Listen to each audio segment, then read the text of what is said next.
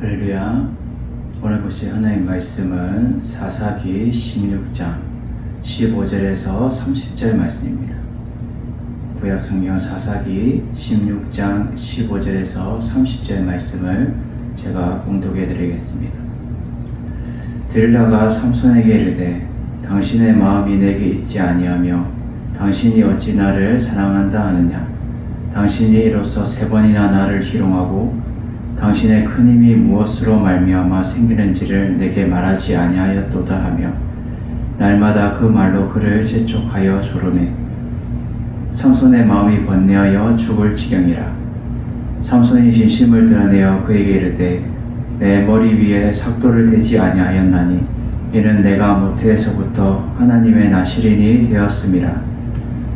만일 내 머리가 밀리면 내 힘이 내게서 떠나고 나는 약해져서 다른 사람과 같으리라 하니라. 들라가 삼손이 진심을 다 알려주므로 사람을 보내 블레셋 사람들의 방백들을 불러 이르되 삼손이 내게 진심을 알려주었으니 이제 한 번만 올라오라 하니 블레셋 방백들이 손에 은을 가지고 그 여인에게로 올라오니라. 들라가 삼손에게 자기 무릎을 자게 하고 사람을 불러 그의 머리털 7가닥을 밀고 괴롭게 하여 본즉 그의 힘이 없어졌더라. 드릴라가 이르되 삼손이여 블레셋 사람이 당신에게 들이닥쳤느니라 하니 삼손이 잠을 깨며 이르기를 내가 전과 같이 나가서 몸을 떨리라 하였으나 여호와께서 이미 자기를 떠나신 줄을 깨닫지 못하였더라. 블레셋 사람들이 그를 붙잡아 그의 눈을 빼고 끌고 가사에 내려가 노줄로 매고 그에게 옥에 맷돌을 돌리게 하였더라. 그의 머리털이 밀린 후에 다시 자라기 시작하니라. 블레셋 사람의 방백들이 이르되 우리의 신이 우리의 원수 삼손을 우리 손에 넘겨주었다 하고 다 모여 그들의 신 다곤에게 큰 제사를 드리고 즐거워하고 백성들도 삼손을 보았으므로 이르되 우리의 땅을 망쳐놓고 우리의 많은 사람을 죽인 원수를 우리의 신이 우리의 손에 넘겨주었다 하고 자기들의 신을 찬양하며 그들의 마음이 즐거울 때에 이르되 삼손을 불러다가 우리를 위하여 제주를 부리게 하자 하고 옥에서 삼손을 불러내매 삼손이 그들을 위하여 제주를 부리니라. 그들이 삼손을 두 기둥 사이에 세웠더니 삼손이 자기 손을 붙든 소년에게 이르되 나에게 이 집을 버틴 기둥을 찾아 그것을 의지하게 하라 하니라. 그 집에 남녀가 가득하니 블레셋 모든 방백들도 거기에 있고 지붕에 있는 남녀도 3,000명가량이라. 다 삼손이 제주 부리는 것을 보더라. 삼손이 여호와께 부르짖어 이르되 주 여호와여 구하옵나니 나를 생각하옵소서.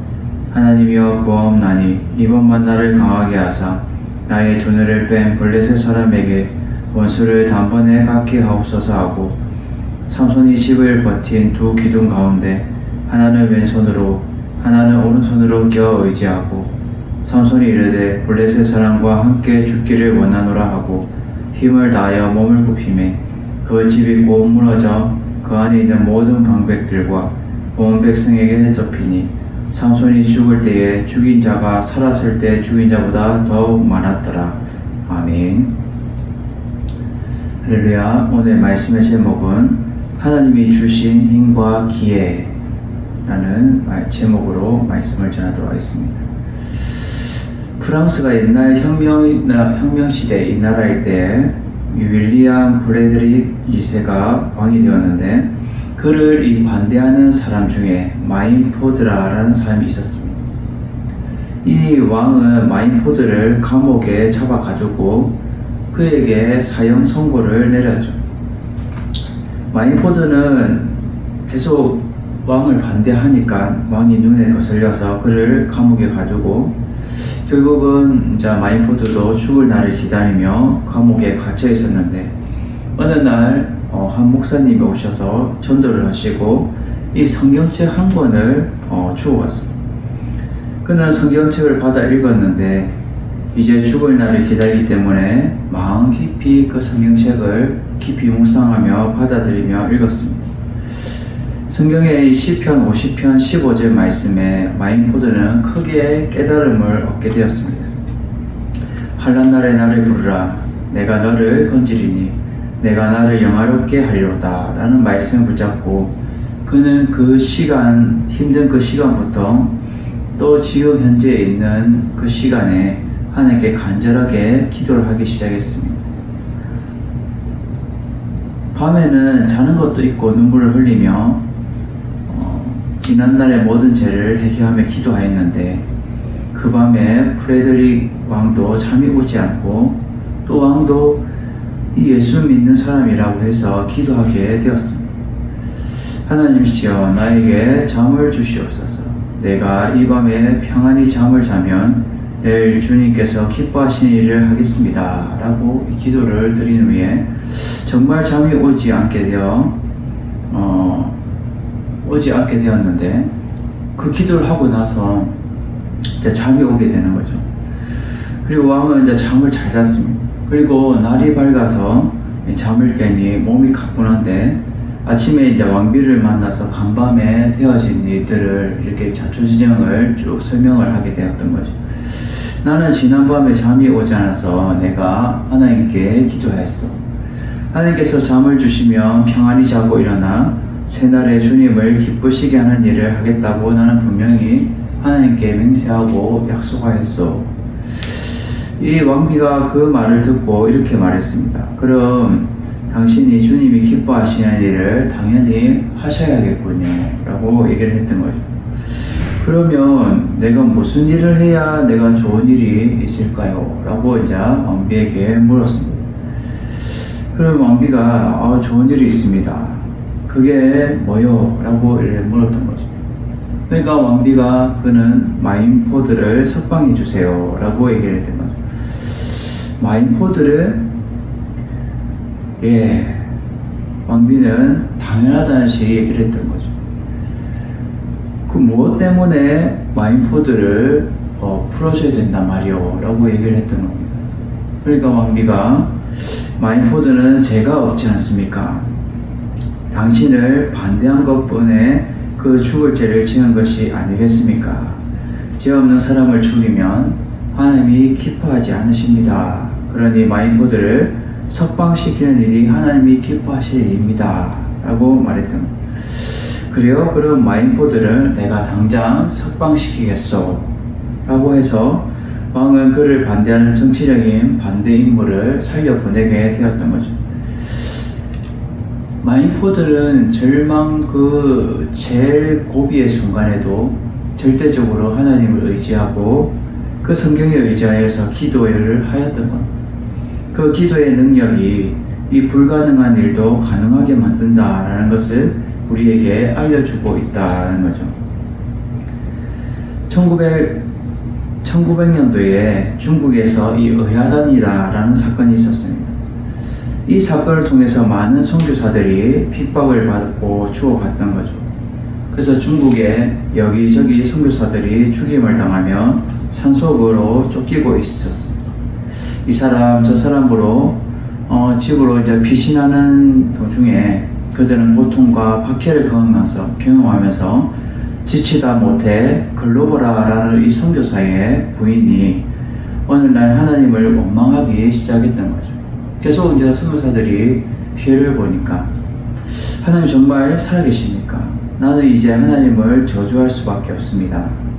나는 내가 당하는 이 고통의 모든 한계를 저는 지났다고 생각합니다. 이 동굴에 숨어있던 다른 선교사들과 가족들은 이 글로버의 부인의 이런 불평을 듣자 얼마나 기운이 떨어졌겠습니까? 그러나 그 옆에 있던 이 게이트라는 유명한 선교사 한 분이 있었습니다. 이 선교사는 글로버 부인의 불평이 끝나자 손을 들고 하나님을 찬양했던 거죠. 주님을 찬양합니다. 우리가 알지 못하는 이성의 영역을 넘어선 놀라운 하나님의 계획이 있기 때문에 우리에게 이 고통을 주시는 줄 제가 믿기에 제가 하나님을 찬양합니다. 진심으로 믿음이 있었던 이 선교사님은 하나님을 찬양하기 시작했습니다.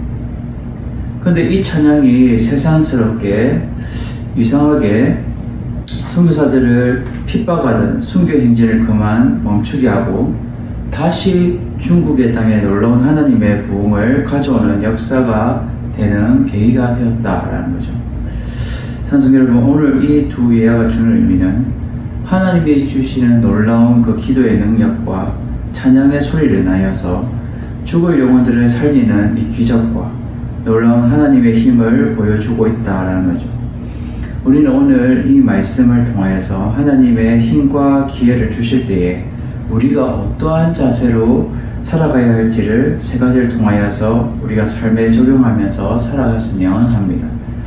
첫째로 이 영과 죽음의 싸움에서 지지 말아야 한다라는 거죠.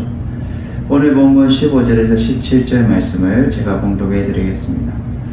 드릴라가 삼손에게 이르되 당신의 마음이 내게 있지 아니하며 당신이 어찌 나를 사랑한다 하느냐. 당신이 이로써 3번이나 나를 희롱하고 당신의 큰 힘이 무엇으로 말미암아 생기는지를 내게 말하지 아니하였도다 하며 날마다 그 말로 그를 재촉하며 조르매 삼손의 마음이 번뇌하여 죽일 정형이라. 삼손이 진심을 드러내어 그에게 이르되 내 머리에 삭도를 대지 아니하였나니 이는 내가 모태에서부터 하나님의 나시린이 되었으며 만일 내 머리가 밀리면 내 힘이 내게서 떠나고 나는 약해져서 다른 사람과 같으리라 하니라. 아멘. 우리가 흔히 이 레이더를 보면 이 레이더는 이 적의 활동을 감지하는 이 장비입니다. 그래서 전함에 이 레이더가 없다면 어찌 되겠습니까? 적이 바로 코 밑에까지 이렇게 침투해 공격할 때까지 적을 탐지하지 못하겠죠. 그러면 얼마나 위험하겠습니까? 이 영적인 전투에서도 이 적을 탐지하는 레이더는 필수적인 장비입니다. 우리가 전투 중에 그리스도인들은 이 마귀를 주시해야 하는 거죠. 전투 중에 유능한 지휘관은 적의 이 목표가 무엇인지, 얼마나 많은 적이 숨어 있는지, 또 적의 이 화력은 얼마나 강력한지를 정보를 수집하고 분석하는데 이 심혈을 기울일 겁니다. 적이 어디 있는지도 모르고 날아가는 그 수많은 새떼에 수천 발의 항포를 쏜다고 무슨 소용이 있겠습니까? 여러분이 영적 전쟁터에 있다는 것을 알고 있다면 지금부터 적을 주목해야 하는 것이죠. 이번 한 번만은 괜찮겠지. 그러면 사단은 바로 그 순간에 공격 시점을 삼을지도 모릅니다. 나의 약점이 무엇인지도 우리는 알아야 하는 거죠. 약한 곳을 파고드는 것은 이 공격의 기본입니다. 타자들은 몸쪽에 이렇게 공이 날라올 때에 바짝 붙여서 오는 공이 참으로 치기 힘들다고 합니다. 노련한 투수는 이 몸쪽에 바짝 붙여서 던졌다가 타자가 몸쪽 공을 의식할 때에 아웃 코스로 꽉 찬 스트라이크를 던지게 되죠. 이처럼 사랑하는 성도 여러분, 우리의 영적인 싸움에서도 우리는 지지 말아야 한다라는 거죠. 오늘 본문 15절에 보면 드릴라가 삼손에게 이르되 당신의 마음이 내게 있지 아니하며 당신이 어찌 나를 사랑한다 하느냐. 당신이 이로써 3번이나 나를 희롱하고 당신의 큰 힘이 무엇으로 말미암아 생기는지를 내게 말하지 아니하도다. 지금 이 드릴라는 삼손에게 벌써 우리가 읽지 않았지만 앞에서 3번이나 속아서 이제는 최후의 작전을 쓰는데 이 사랑을 빙자한 강교한 계획을 진행하게 됩니다. 어떻게든 이 삼손의 힘을 알아내려고 몸부림치는 거죠. 당신이 어찌 나를 사랑한다 하느냐 라고 말하는데 이 여자의 무게인 눈물을 흘리면서 당신이 진짜 내 사랑한다면 진심을 말해달라 라고 지금 호소하고 있는 거죠. 어떻게 나를 3번이나 속이는 것은 진정한 사랑이 아니다 라고 말하는 거죠.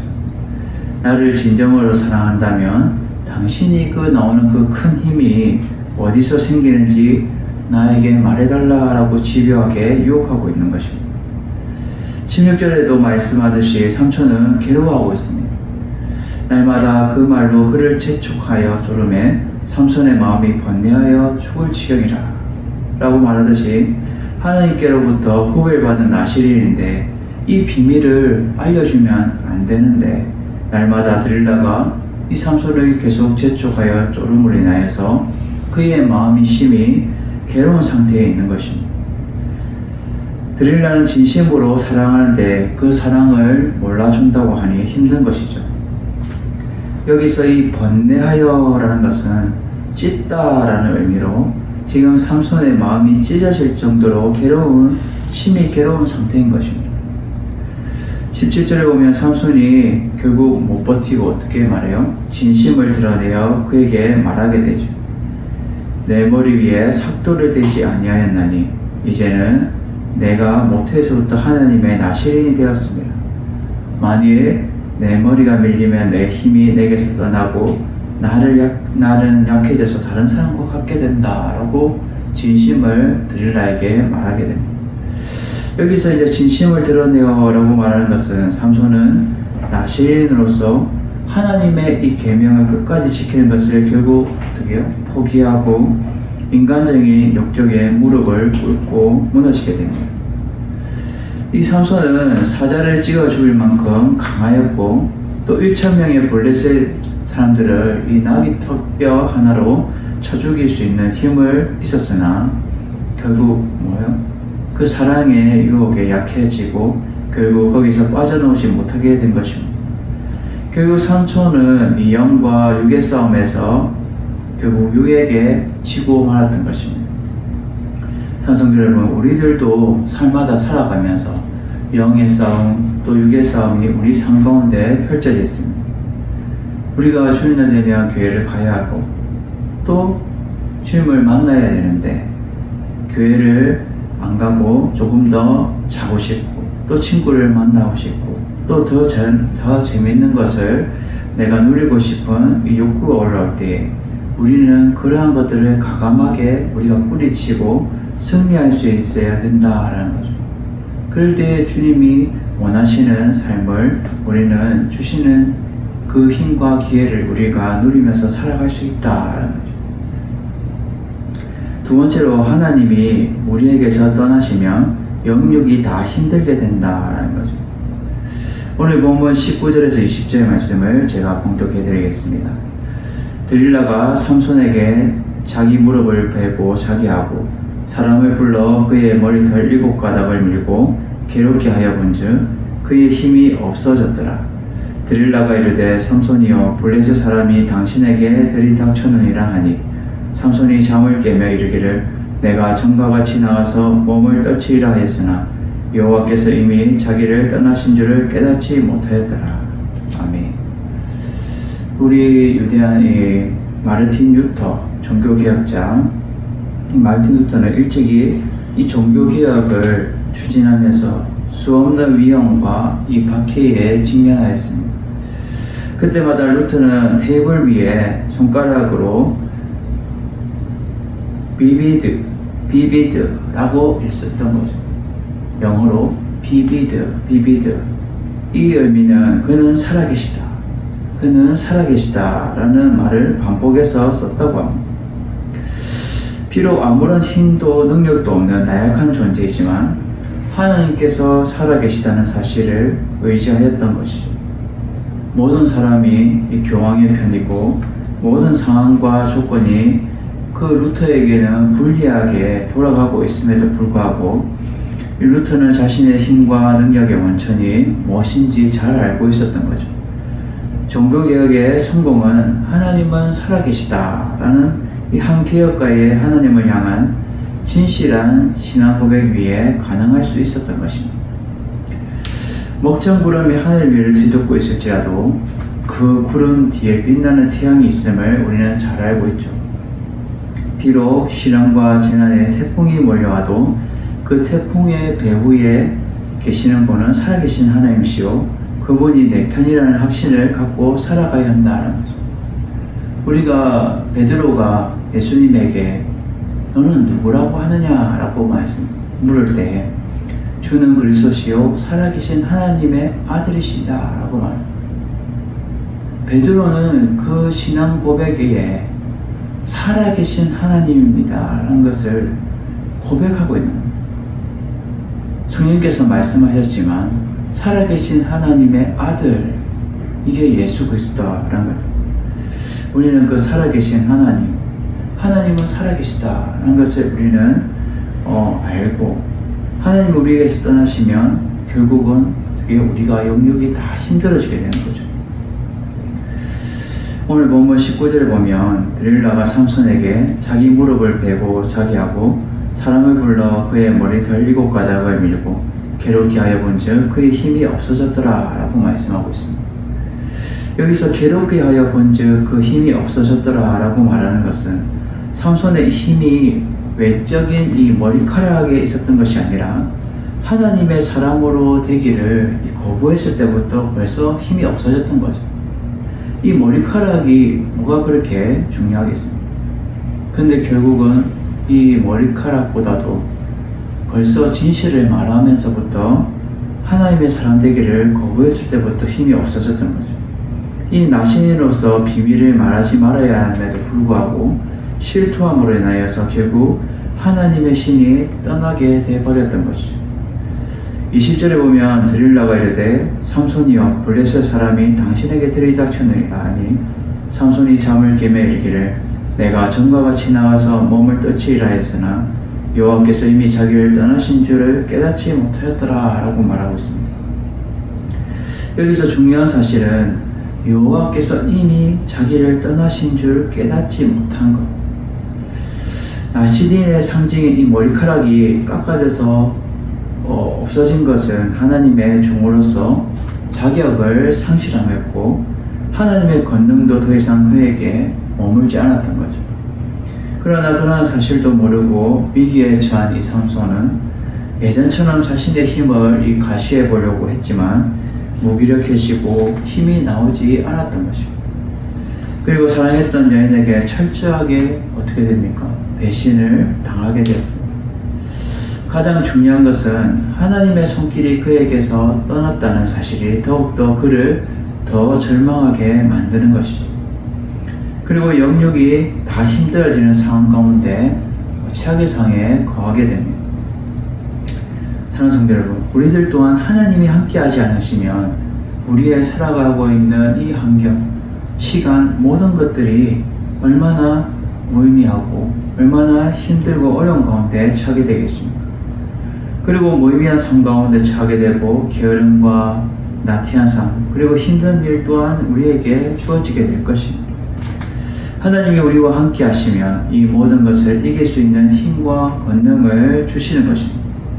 우리는 하나님의 품에 떠나지 말아야 하며 그 하나님이 공급해 주시는 그 힘의 그 능력으로 우리는 모든 상황들을 우리는 돌파하면서 살아가야 한다는 것이죠. 마지막 본문의 세 번째로는요, 하나님은 다시 기회를 주시고 능력을 주셔서 권하게 하신다는 겁니다. 오늘 본문 22절과 28절에서 30절 말씀을 제가 공독해 드리겠습니다. 그의 머리털이 밀린 후에 다시 자라기 시작하니라. 삼손이 여호와께 부르짖어 이르되 주 여호와여 구하옵나니 나를 생각하옵소서. 하나님이여 구하옵나니 이번만 나를 강하게 하사 나의 두 눈을 뺀 블레셋 사람에게 원수를 단번에 갖게 하옵소서 하고, 삼손이 집을 버틴 두 기둥 가운데 하나는 왼손으로 하나는 오른손으로 껴 의지하고 삼손이 이르되 블레셋 사람과 함께 죽기를 원하노라 하고 힘을 다하여 몸을 굽히매 그 집이 곧 무너져 그 안에 있는 모든 방백과 온 백성에게 덮이니 삼손이 죽을 때 죽인 자가 살아있을 때 죽인 자보다 더 많았더라. 아멘. 오래전 미국 서부 개척 시대에 어떤 상인이 이 금을 캐는 사람들을 상대로 이동 레스토랑을 차리기로 계획했습니다. 그리고 자신의 전 재산을 털어서 마차의 열 대부분의 이 천막을 천막을 구입했던 거죠. 그리고 현장에 도착해서 보니까 이미 다른 상인들이 털을 잡고 대규모로 벌써 일찌감치 식당을 하고 있는 것입니다. 그는 대량의 이 천막을 쓰레기로 버릴 수 없는 처지에 놓였던 것이죠. 그리고 모든 것이 끝났다. 나는 실패야. 그냥 무슨 다른 사람이 일찌감치 다 시작했어. 하고 그냥 다시 집으로 돌아가려고 하는데 금광에서 이 금을 캐는 사람들의 이 모습이 보이는 거죠. 이 금광에서 나오는 그 금을 캐는 사람들의 바지가 다 떨어져서 너덜너덜한 것을 보게 됩니다. 그래서 그들의 모습을 보는 순간 이 사람은 두 번째 기회를 잡기로 생각을 한 거죠. 그가 가진 이 질긴 이 천막으로 바지를 만들어 파는데 불티나게 팔리게 했습니다. 그는 그 바지 이름을 리바이스라라고 짓고 지금까지 리바이스라는 이 청바지가 팔리고 있습니다. 이 청바지는 이 청바지의 시초였습니다. 산성도 여러분, 우리가 살기가 힘드십니까? 절망스럽습니까? 힘들고 지칩니까? 우리 낙심하지 말고 주님이 우리에게 또다시 우리에게 기회를 주시는 것을 우리는 붙잡고 다시 일어서면 된다라는 것이죠. 오늘 본문 22절에 그의 머리털이 물리고 다시 자라기 시작하니라. 여기서 이 시작하다라는 단어는 삼손에게 의해서가 아니라 하나님의 능력을 다시금 이스라엘 구원을 하시기 위해서 시작되었음을 말하고 있죠. 다시 자라기 시작하니라.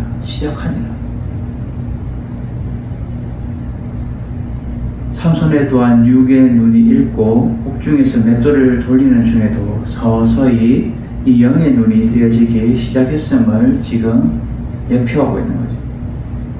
28절에 삼손이 여호와께 부르짖어 이르되 주 여호와여 구하옵나니 나를 생각하옵소서. 하나님이여 구하옵나니 이번만 나를 강하게 하사 나의 두 눈을 뺀 블레셋 사람에게 원수를 단번에 내가 갚길 원합니다 라고 고백하죠. 삼손은 하나님께 간절하게 지금 외치면서 기도하고 있습니다. 그리고 하나님은 이 세 가지의 명칭을 그리고 하나님을 지금 세 가지 명칭을 쓰면서 지금 삼손은 기도하고 있죠. 주와 여호와 하나님, 주 여호와 하나님. 여기서 첫 번째로 주는 자신을 사슬로 맨 블레셋이 주가 될 수 없다. 자신의 영혼을 이끌시는 하나님만이 참된 주가 되신다라고 지금 고백하고 있는 거예요.